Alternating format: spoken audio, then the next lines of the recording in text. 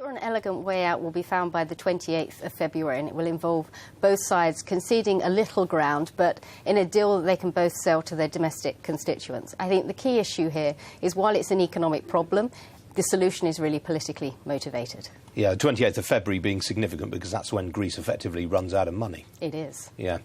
So what sort of things might they do a deal around? I think for the Germans, two things are important. One is that Greece can't be seen to walk away from its debt obligations. Real concern around that is contagion. If a compromise is reached with Greece, there's an argument to say a similar deal would need to be offered to Spain, Portugal, and to a lesser extent, Ireland.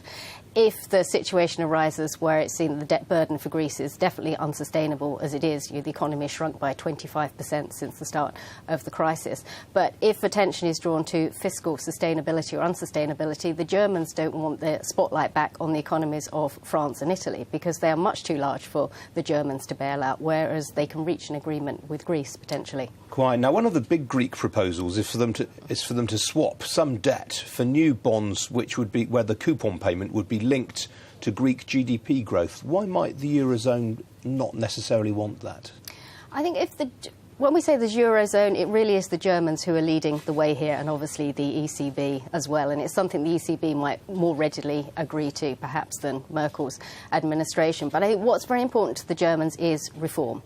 So if the Greek government was to commit itself to a real fight against corruption, a real move to collect taxes far more effectively than they have been in the past, then the Germans might be willing to do a deal on growth-linked bonds. I think there is overall consensus that a problem for the Eurozone is lack of growth. We need fiscal stimulus to create growth across the entire Union. And of course, one could say the Germans could play a very major part in that themselves. Well, they are. We could argue they're contributing to the problem. Their current account surplus for 2014 was 7.4%, which is much too high. Their current account reserves, I think, exceed those of China at the moment. And basically, to help the Eurozone, the Germans need to import more and export less.